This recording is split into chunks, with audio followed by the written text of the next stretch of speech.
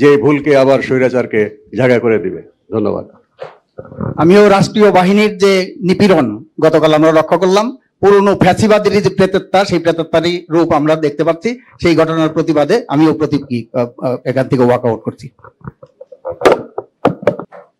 প্রতিবাদ হিসেবে তারা যা জানিয়েছেন সেটা আমি মনে করি যে নাগরিক হিসেবে এবং রাজনৈতিক দল হিসেবে তাদের এই অধিকারের চর্চাকে আমরা স্বাগত জানাই। আমরা মনে করি যে তাদের বক্তব্যগুলো যেহেতু জাতির সামনে উপস্থাপিত হয়েছে, আশা করি সরকার এগুলো বিবেচনা করবেন তাদের অবস্থান। সঙ্গত কারণে জাতীয় ঐক্যমত্য কমিশনের পক্ষে এর অতিরিক্ত যেটুকু আমরা বলতে পারি সেটা হচ্ছে আমরা তাদের এই বক্তব্যকে নোট করলাম যে তারা তাদের পক্ষ থেকে এক ধরনের প্রতিবাদ জানিয়েছেন, যেটা ঐকমত্য কমিশনের বাইরে সামগ্রিক পরিস্থিতির বিবেচনায়। সেজন্য আমরা আমাদের কার্যক্রম অব্যাহত রাখবো। তারা বলেছেন এটা প্রত্যেকে 10 মিনিটের জন্য। আমরা নিঃসন্দেহে আশা করছি তারা ফিরে আসবেন এবং আলোচনায় অংশগ্রহণ করবেন।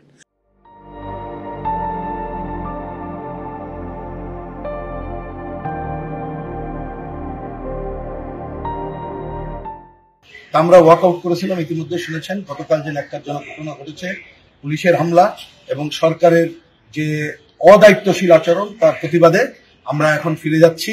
আশা করি সরকার যদি দায়িত্বশীল আচরণ করতে ব্যর্থ হয় এবং এ ধরনের নিপীড়ন থাকে, তাহলে এ ধরনের সভায় আমরা আগামীতে ঠিকমতো অব্যাহত রাখতে পারবো কিনা জানি না, কিন্তু তার দায় সরকারকে নিতে হবে।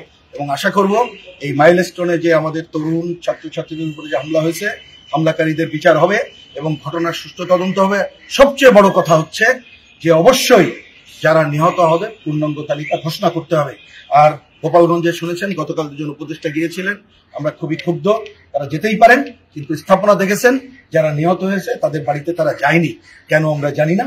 সুতরাং এ বিষয়েও এই সরকারের যে কাজ, এটা আসলে একটা ফ্যাসিবাদের নব্য চেহারা ছাড়া আমরা কিছু দেখছি না।